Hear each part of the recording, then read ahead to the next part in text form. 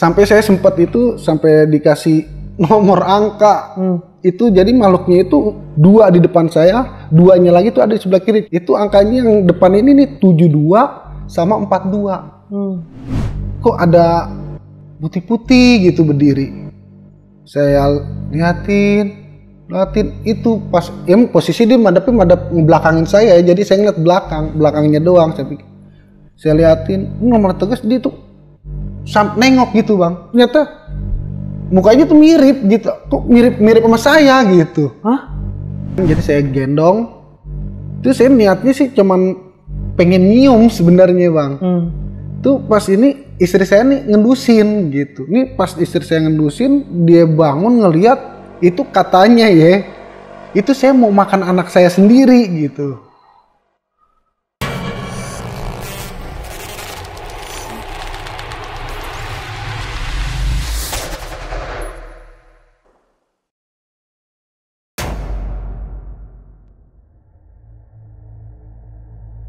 Assalamualaikum warahmatullahi wabarakatuh. Balik lagi di Narasi Misteri sama gue Randy Mulya. Dan kali ini udah ada narasumber seperti biasanya, yang mana pengalaman horor yang dialamin ini terjadi di rumahnya di Bilangan, Jakarta Pusat, yang mana rumahnya ini berada di sekitaran waduk yang terbilang angker dan udah terkenal sama warga sekitar. Nah, kita langsung ngobrol aja sama narasumber kita kali ini. Bang Heri, kabar baik bang? Alhamdulillah baik. Bang Heri ini pengalaman horor atau mistis yang Bang Heri alamin itu di tahun berapa awalnya bang? Di tahun 2010. 2010. Nah, Bang Heri tinggal di situ ini dari kapan? Saya kecil tinggal di situ. Tapi dari kecil itu nggak ada masalah apapun? Nggak ada kejadian hal yang aneh, nggak ada. Cuman ini kan Bang Heri di belakang sempat bilang rumah Bang Heri ini di depan waduk yang angker. Iya. Nah, angker yang seperti apa bang waduk ini bang? Yang Bang Heri tahu? Kalau yang saya tahu sih itu waduk, jadi banyak makan korban juga bang. Jadi tuh banyak orang yang meninggal di waduk itu gitu. Meninggal tenggelam kah? Tenggelam. Oke. Dan ini warga-warga sekitar banyak tahu meninggalnya itu karena hal-hal janggal yang ada di waduk atau gimana? Ada sebagian. Oke. Ada yang sebagian bilang itu hal-hal yang nggak wajar gitu. Banyak orang bilang bisa tenggelam ini karena hal yang nggak wajar ya? Iya. Oke. Tapi yang Bang Heri alamin saat 2010 ini setelah Bang Heri punya anak ya? Iya. Dan itu segitu banyaknya gangguan horor yang dialamin? Iya, banyak banget itu. Oke. Kita tahan dulu ya bang, ceritanya ya. Nah, buat teman-teman yang penasaran apa yang terjadi sama Bang Heri dan keluarga di rumahnya Bang Heri ini sendiri, kalian tonton sampai habis, jangan di skip. Dan buat teman-teman yang punya pengalaman pribadi pun, kalian juga bisa ceritain di Narasi Misteri. DM aja ke Instagramnya Narasi Misteri atau klik link yang ada di deskripsi di bawah. Nah, yaudah kita langsung dengerin pengalaman dari Bang Heri kali ini. Karena di dunia ini bukan cuma kita yang nempatin.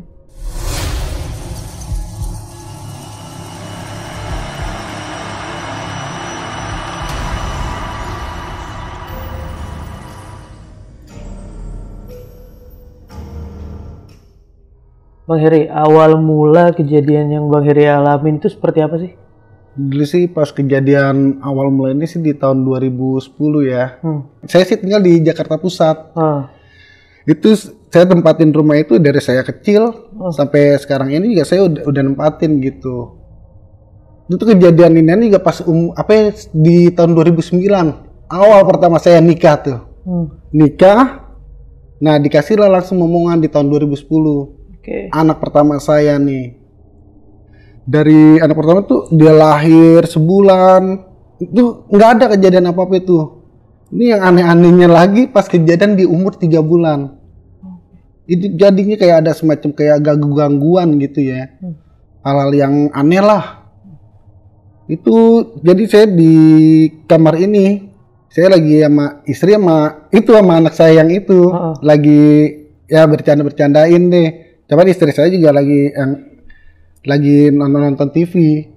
Itu pas saya lagi bercandain anak saya ini nih, itu kayak ada sosok gitu bundar mandir gitu, bulak-balik. Itu pas saya nengok, cuman ini bukan kali, cuman perasaan saya doang, pikiran ini aneh kan. Udah saya ini namanya begitu terus, bolak-balik terus. Ketika saya lihat ini kan emang di kamar saya itu ada jendela kecil. Penasaran kan, saya bukalah di jendela. Ketika saya buka itu benar ada sosok hitam. Wah, saya mikirnya mah orang pertama kali ininya nih. Wah, ini orang nih. Sampai saya lari. Ketika saya lari kan jadi saya buka pintu gitu kan, jadi itu ada kamar nyokap saya dulu tuh. Ada kamar nyokap saya, jadi pintu depannya itu jadi tuh harus ngelewatin kamar nyokap. Jadi emang model rumahnya tuh saya nyambung gitu. Jadi cuman beda disekat begitu doang. Kamar saya, sini kamar nyokap. Kita saya lari, emang saya lari. Ini nyokap sampai teriak, ada apaan? Kenapa? Enggak, udah saya lari terus, saya kejar tuh. Sampai ternyata saya tanpa sadar juga itu, ternyata nyokap tuh ngikutin. Ada di belakang saya, nyokap saya tuh. Ketika saya ini kan, saya lihat, jadi itu posisi dari jendela itu, jadi itu ada semacam gang gitu, cuman itu buntu. Gangnya itu buntu, jadi kalau pengen ke situ jadi harus muter gitu kan, keluar itu dulu. Ketika udah ini, ya ada, ya benar sosok hitamnya itu yang saya kejar tuh. Ternyata ada benar di situ. Itu pertama saya ini tuh emang tuh dia jadi kayak model jalan tapi dia ngambang gitu. Ini sosok apa gitu kan, saya iniin kan. Saya liatin, saya tegesin, sampai sempat kaget juga sayanya gitu kan. Wah, udah akhirnya pas ini ya saya pernah ngaji gini ini ya dicoba deh saya baca aja gitu. Tuh kecil, Bang. Kecil. Nah, saking keselnya, ya kan saya lempar lah pakai batu. Ketika saya lempar, bukannya dia hilang atau apa, dia malah semakin gede. Semakin tinggi. Itu yang rumahnya itu lewat tingginya sama makhluk yang saya timpuk itu. Pas ini sampailah 2 kali saya lempar lagi, ketika dia besar tinggi lagi, lebih tinggi, itu saya lempar lagi. 2 kali jadi saya lempar pakai batu. Itu nyokap saya, karena itu yang saya bilang kan, saya dibilang itu, dia ternyata ngikutin saya. Malu begini, ntar rumah orang hancur. Jadi itu saya disangkain gimana gitu menyokap. Itu makhluk ngeliatin nyokap saya. Itu nyokap saya dari sampai ini sampai dia loncat, muter balik saking takut sama makhluknya. Sampai nyokap saya loncat. Nyokap ngelihat sosok itu juga? Ngeliat. Pertama kan di awal saya bilang itu kan nggak percaya nyokap saya tuh. Ketika saya lempar pakai batu itu tuh. Dia nggak percaya nyokap saya ketika saya ini itu ada makhluk itu Bu, itu diganggu. Saya bilang gitu kan. Mana kagak ada. Kan modelnya kan tembok begitu kan tuh, jadi emang di belakang rumah. Itu ada di belakang rumah. Itu juga kejadian sekitar jam 11 malam gitu kejadiannya. Pas ketika saya lempar itu tuh nyokapnya jadi inian kan, malu gini lah, akhirnya mungkin dikasih unjuk kalau emang benar di situ ada tuh makhluk sosok hitam itu gitu. Nyokap saya itu ngeliat ya kan sosok hitam itu, baru ngebilangin ke saya, nggak kayak begini caranya. Pas udah ini dibilangin tuh, saya disuruh sholat, saya ikutin nyokap saya, disuruh saya pulang, sampai saya dirangkul sama nyokap saya kan, udah pulang, nggak kayak begini caranya, saya pulang. Di situ itu kan kejadian pas itu kan udah lama, sekitaran jam 1:30 itu saya coba saya sholat tahajud nih. Itu udah selesai nih sholat tahajud ini. Itu kayak ada cahaya nih di sejadah nih. Ada cahaya merah itu, jadi kayak gimana, kayak laser. Tapi saya mikir lagi, kalau emang ini laser masa bisa tembus? Kan sedangkan itu kan ya tembok sama ini yang namainin laser. Siapa gitu, ini enggak, hal ini udah saya fokusin itu, saya minta, karena saking saya pengen ngelawan itu makhluk itunya, makhluk yang itu, yang sosok hitam itu, saya terus saya ini, itu kayak sesuatu saya tangkep. yang cahaya merah itu. Saya tangkap itu, saya bujak itu, tangan saya tuh benar-benar getar. Semakin kencang getarannya gitu. Akhirnya saya bawa ke kamar mandi. Ketika saya bawa ke kamar mandi, itu saya tempelin ke tembok. Saking saya nggak ininya juga, saya tempelin ke tembok. Itu di situ, di kamar mandinya itu saya kayak model apa, ngeraung-ngeraung lah, apa kayak ngeraung-ngeraung kayak macan gitu. Itu tanpa sadar nggak sadarnya, itu kan jadi sekat dari apa, kamar mandi saya itu kan WC sama buat mandi kan beda, dipisah. Cuman disekat gitu pakai tembok. Ketika itu tanpa saya, itu cuman kesenggol doang sama saya, Bang. Itu rubuh. Tembok yang penyekatnya itu rubuh, sampai rubuh, hancur gitu. Pada masuk nih istri saya nih teriak, "Mbak, kenapa?" Itu saya hirauin. Saya terus aja fokus sama yang makhluknya ini nih. Saya fokus terus ini. Ketika apa, ngeraung-ngeraung, itu dipanggilin lah Ustadz, panggil ke rumah buat sadarin saya sendiri, buat saya sadar inian itu. Udah, ketika saya udah mendingan, disuruh istirahat, ya kan, yaudah saya tidur tuh. Ketika saya udah inian istirahat, itu siangnya saya kayak seperti biasa lah ngelakuin hal-hal aktivitas biasa gitu. Saya nongkrong dengan teman saya, itu kenapa semalam ini temen yang bilang nih, sampai ngeraung ini sampai apa, ngeraung-ngeraung, itu tembok rumah lu rubuh itu. Dia bilang gitu. Saya kaget dong, saya juga kan, bisa begitu, bisa rubuh. Sedangkan saya tuh semalam cuman ya selesai saya sholatnya itu, ya saya ngelakuin sholat itu aja gitu, sampai ketemu cahaya merah itu. Ya di situ ya saya pikir kan cuman itu cuman ya itu doang yang saya lihat gitu. Itu ya dikasih taunya ya dari teman saya kalau saya tuh kayak ngeraung-ngeraung kayak macan gitu. Sampai akhirnya tuh sampai temboknya rubuh. Saya tahu dari teman saya. Besok harinya ini saya mulai kerja nih, dapat kerja. Emang saya udah kerja security di Blora, Jalan Kendal. Emang nggak jauh dari rumah. Cuma kalau pengen kerjaan saya tuh lewat dari waduk tuh. Dari waduk, kalau dibilanginnya waduk kopro ya namanya tuh. Itu nggak jauh, itu ngelewatin. Kalau ini kan saya kerja jalan kaki. Karena cuman sampai dari rumah ke kerjaan itu paling 10 menit. 10 menit itu. Saya pikir udah ini cuman di rumah doang kali, udah saya jalannya aktivitas kerja normal nih. Awal habis dari kejadian semalam itu masih normal, kerjaan saya juga masih biasa. Ketika 2 hari kerjanya itu pas saya jaga malam, pas banget saya jaga malam itu. Habis sisa saya berangkat, saya jalan. Ini makhluk hitamnya ini ada lagi. Ngikutin saya sampai kerjaan. Sampai saya kerja pun ini masih ngikutin terus makhluk hitam ini. Saya jalan, saya pikirin saya jalan aja terus, saya nggak mikirin apa-apa lah. Jadi saya anggap udah masing-masing aja. Sampai saya udah saya doa aja terus sambil berangkat. Udah saya jalanin aja kan, karena emang buat nafkah, kita nyari duit buat keluarga gitu kan. Saya beraniin aja. Padahal mah takut. Saya itu kejadian pas Ratu Harari itu banjir, Bang. Jebol itu, bendungannya jebol. Jadi kan itu ya kalau dibilang itu Kalimalang disebutnya. Kalimalang itu jebol sampai semua mobil, jadi itu aktivitas itu kagak bisa lewat, buat mobil kagak bisa. Saya jalan ini, saya mau takut cuman binatang doang, kayak takut ada ular nih. Ini saya saya telinguk ini, saya saking takut. Jadi itu udah bener ngegenang airnya sepaha lah, sepaha itu banjir ini. Sampai saya sempat itu sampai dikasih nomor angka. Itu jadi makhluknya itu nggak kepikiran saya kan, itu cuman 2 makhluk doang ya.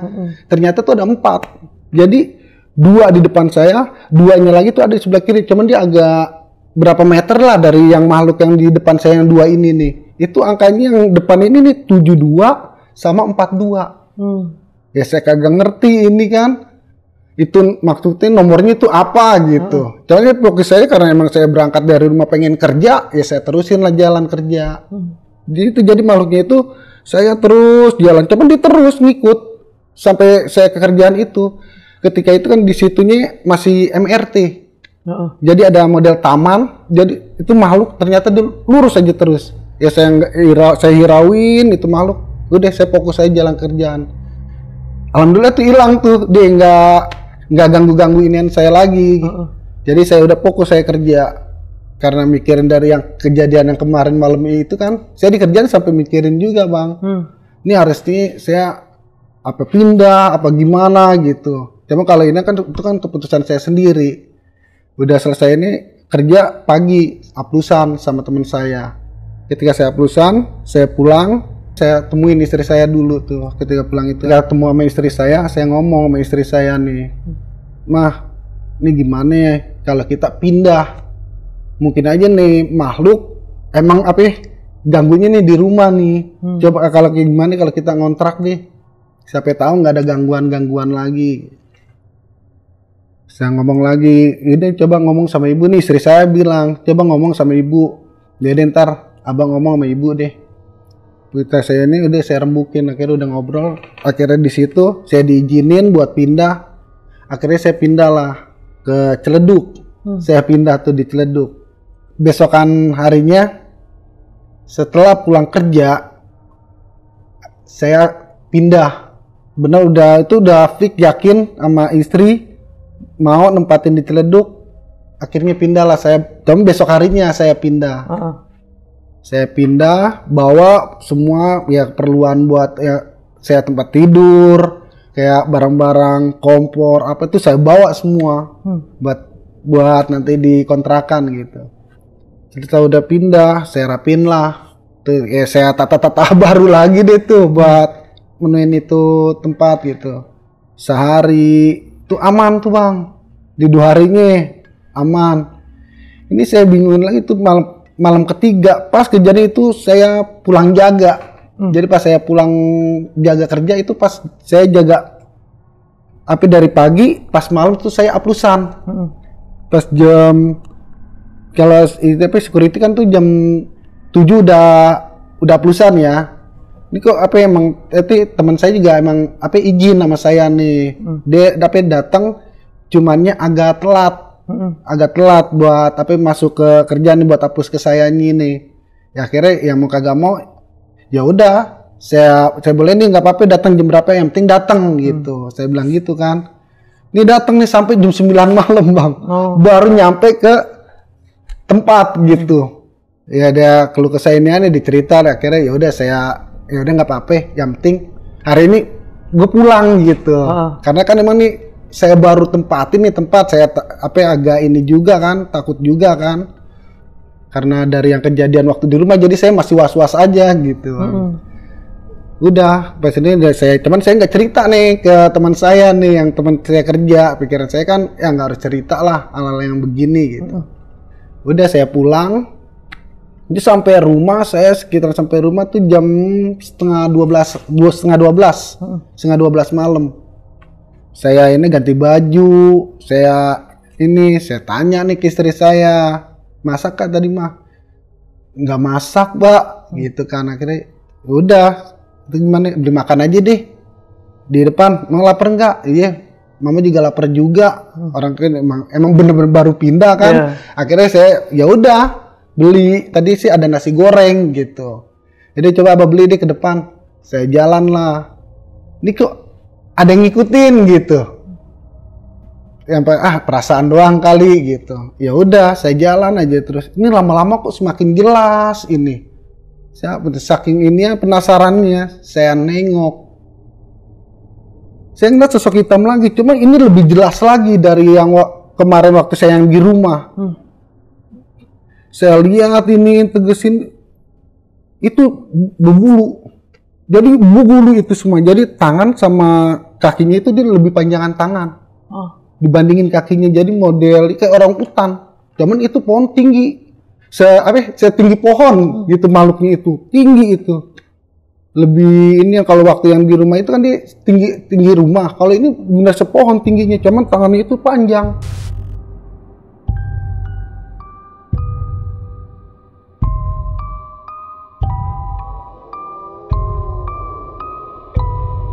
Saya baca terus tuh.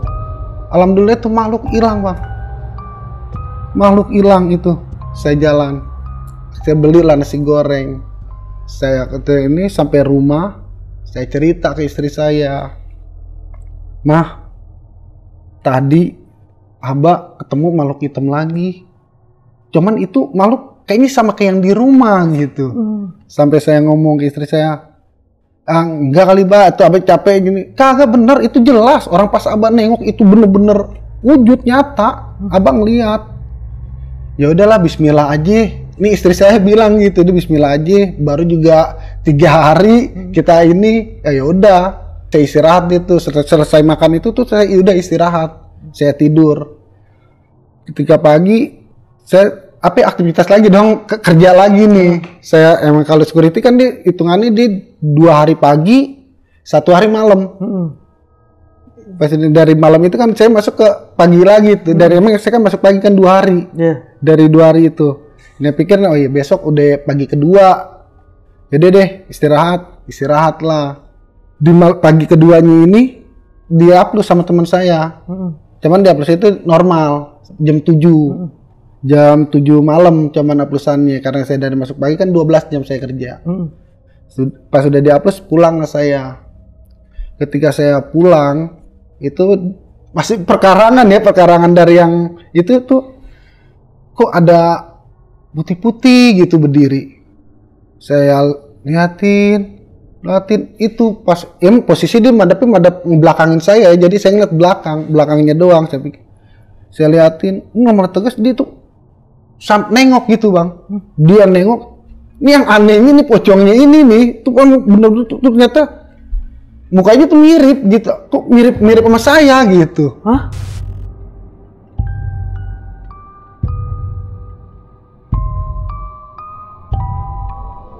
Itu saya lari sekenceng-kencengnya, Bang.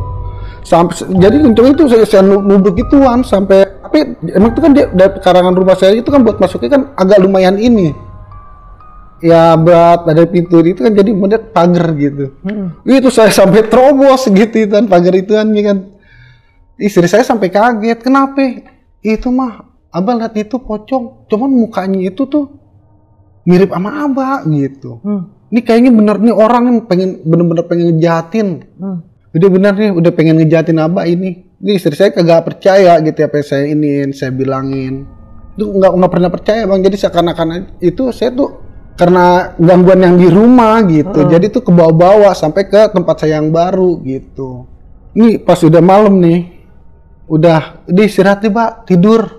Mungkin capek ini, udah saya tidur lah. Itu sekitaran jam 12-an saya kebangun. Pas kebangun tuh ke kamar mandi. Pas ketika saya balik ke kamar saya lagi, itu saya anak saya nangis. Cuma karena saking pulesnya istri saya kagak ngedenger gitu. Udah saya gendong lah anak saya. Jadi saya gendong.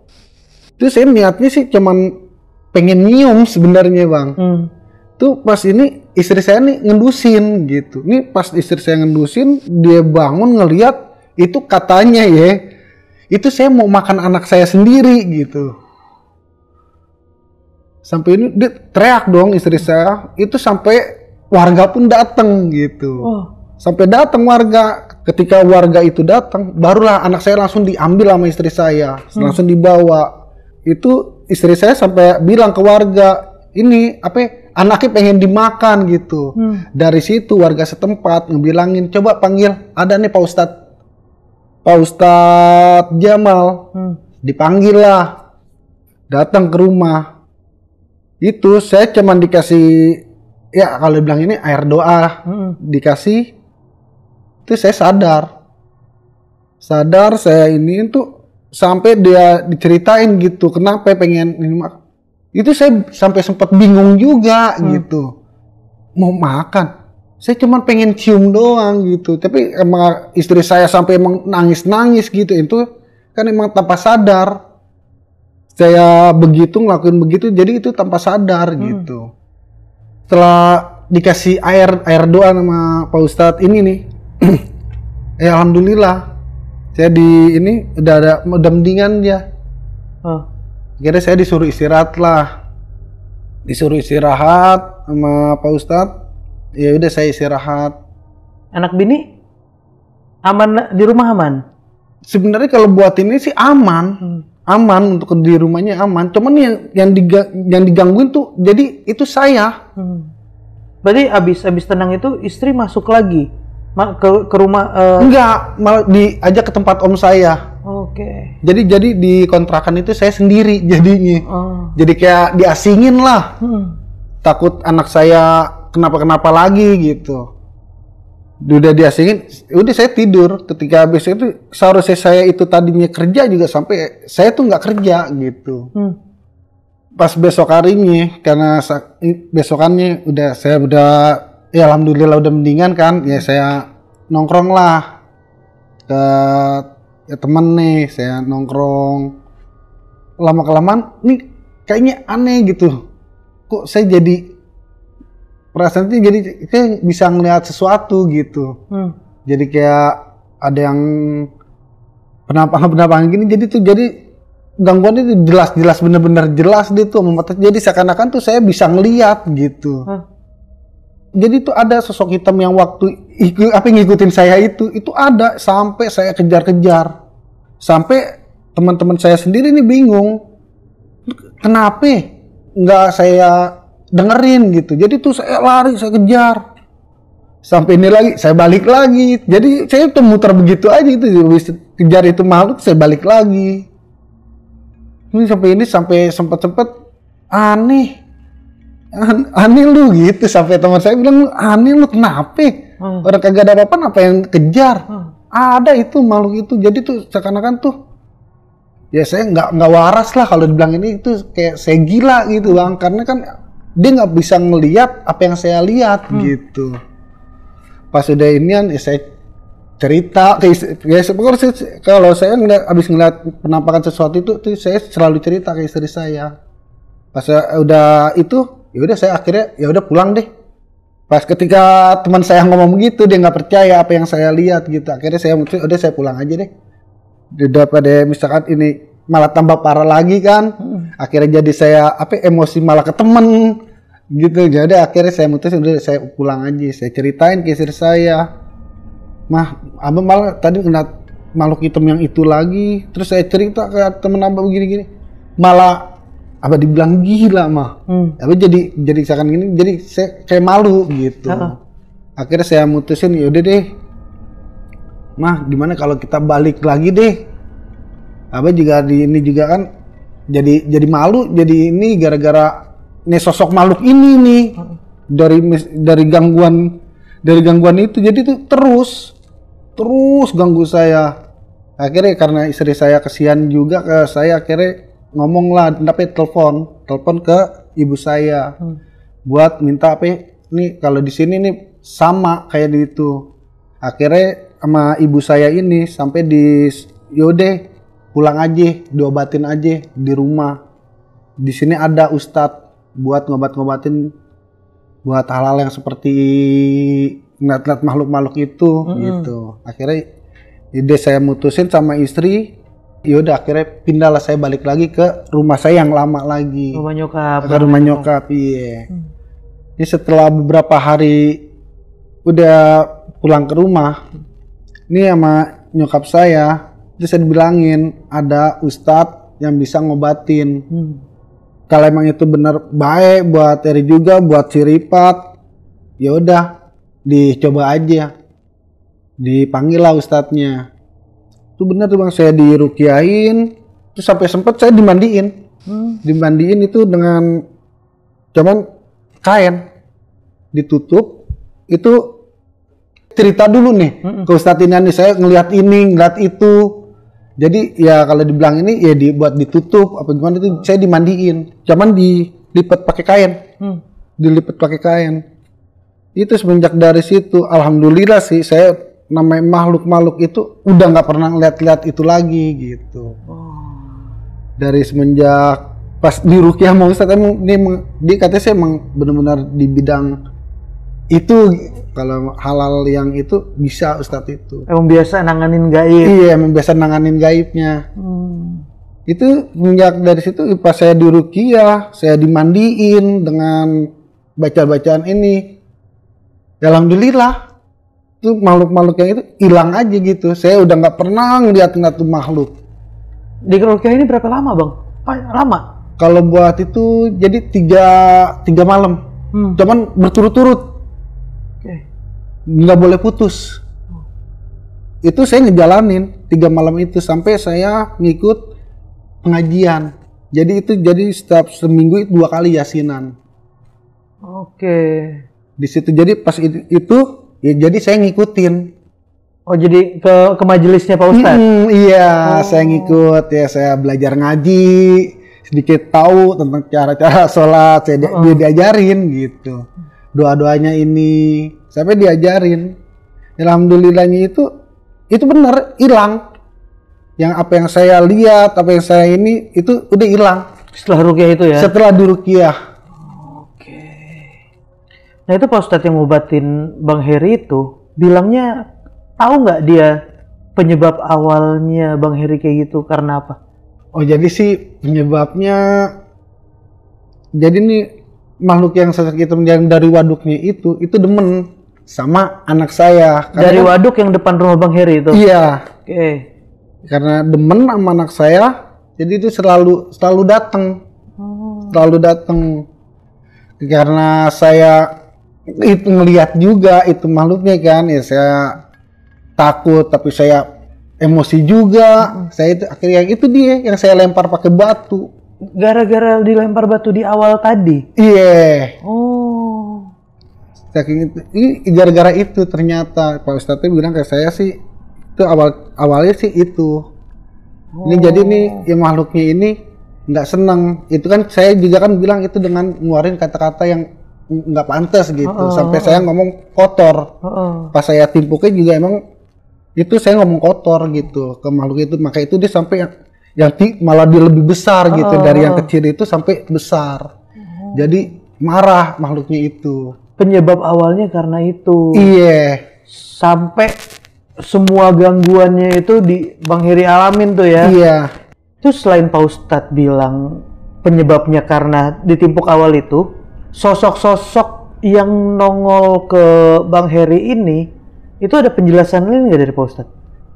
Kalau yang sosok itu sih, itu juga itu dibuangin. Jadi dibuangin sama Pak Ustadz ini. Jadi kalau di batinian itu ada jamaahnya.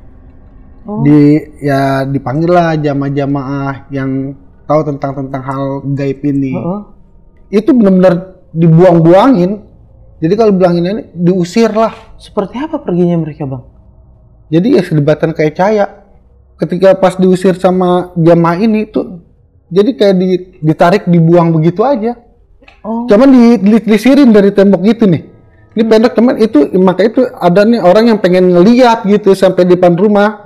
Itu sampai disuruh minggir, nggak boleh sih, takutnya kena ke situ. Makanya itu setiap dia pengen ngisirin itu harus kosong gitu. Jadi dia kayak ngebuang sesuatu apa gitu. Jadi cuman model cahaya begitu doang aja. Gitu. Dan berhasil itu? Alhamdulillahnya berhasil. Berarti ini Pak Ustadz ngeruqyah sambil bersihin semua sosok yang ada di situ. Nih timnya rame nih? Rame. Berapa banyak orang bang? Kalau buat ini aneh kan emang setiap jam itu ada.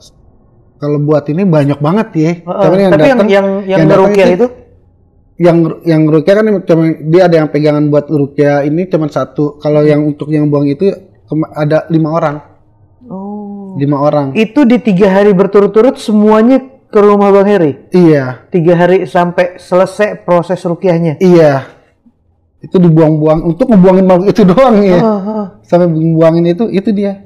Berarti yang bikin ini sampai 3 hari bukan cuma sekedar ngobatin Bang Heri, tapi ngusir-ngusirin sosok-sosok yang nggak kelihatan itu deh. Tapi anak gimana bang kondisinya dari dari umur 3 bulan yang kejadian awal sampai ke Rukiah ini nih sebenarnya berapa lama prosesnya? Ada 6 bulan ada? Kalau buat Apa enggak? nggak nyampe, itu sekitaran 5 bulanan nih. Oke, dan anak tapi alhamdulillahnya sehat sepanjang semua kejadian ini. Alhamdulillah nggak kenapa-napa, Bang. Anak alhamdulillah aman. Normal-normal aja, alhamdulillahnya. Berarti berarti sekarang anak Bang Heri ini udah umur 10 tahunan ya? Dari 2010 ya? Udah SMP, Bang. Udah SMP ya? Iya. Oh, oke. Tapi gangguan yang Bang Heri alami ini karena cepat penanganannya, jadi nggak ada gangguan gimana-gimana ke anak dan tumbuh kembang anak atau? Nggak ada. Alhamdulillahnya aman ya? Alhamdulillahnya nggak ada. Oke.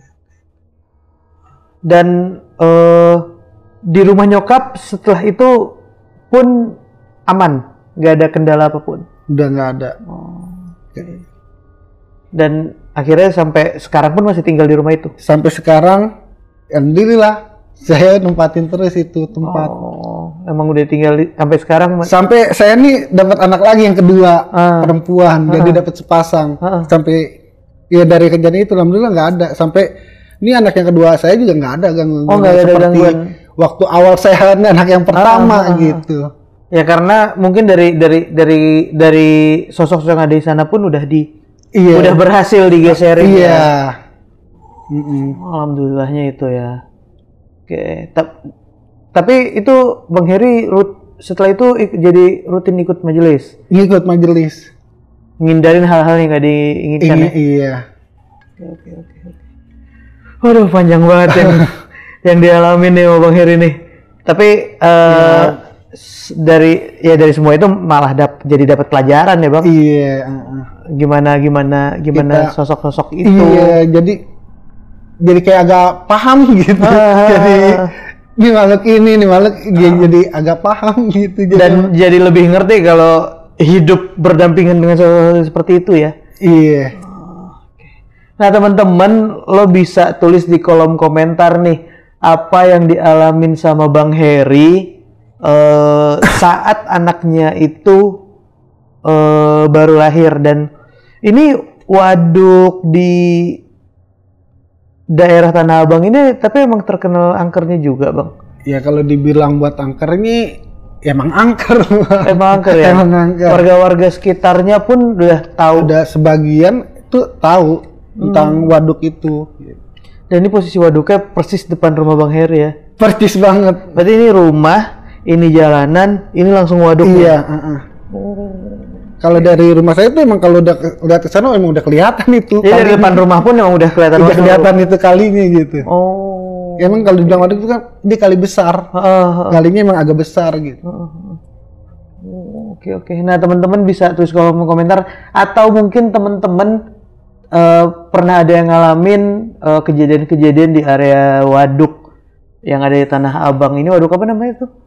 Waduk Kopro. Waduk Kopro. Mungkin teman-teman ada yang pernah ngalamin kejadian-kejadian perihal waduk ini atau tahu cerita tentang waduk ini. Kalian tulis aja di kolom komentar. Siapa tahu ada informasi-informasi lebih dari waduk yang diceritain juga sama Bang Heri ini. Bang, sekali lagi makasih banyak ya udah mau ceritain pengalaman yang satu ini nih. Iya. Nih apalagi ini menyangkut keluarga, sebenarnya kan ya gampang juga ceritainnya kan. Iya. Benar nggak, takut ada yang ini juga terus gimana gitu. Tapi alhamdulillahnya anak istri pun aman. Alhamdulillah. Ya. Dari ini cuman mau ceritain apa yang Bang Heri alamin yang pernah kejadian. Iya. Dan ya sebenarnya apa yang dibilang warga pun, Bang Heri dibilang gila pun, ya karena mereka itu nggak ngerasain apa yang Bang Heri alamin kan. Itu dia. Tapi endingnya karena udah pindah dari daerah Ciledug pun ya udah nggak peduli juga ya. Enggak, udah. Apa yang diomongin sama orang-orang itu nggak peduli juga. Udah, ya alhamdulillah emang intinya sih buat pelajaran saya juga gitu, biar kedepan ini bisa ngejaga gitu. Iya betul. Nah Bang Heri, makasih banyak ya. Sehat-sehat terus ke depannya sama keluarga, sama anak. Amin. Dan orang rumah. Nah buat teman-teman yang punya pengalaman pribadi, kalian juga bisa ceritain di Narasi Misteri. DM aja ke Instagramnya Narasi Misteri atau klik link yang ada di deskripsi di bawah. Dan terima kasih yang udah nonton sampai habis. Jangan lupa nyalain lonceng notifikasinya buat teman-teman yang belum, dan klik subscribe-nya buat teman-teman yang belum subscribe Narasi Misteri. Ya udah kalau gitu, gua Randy Mulya pamit, ngewakilin Bang Heri pamit. Karena di dunia ini bukan cuman kita yang nempatin,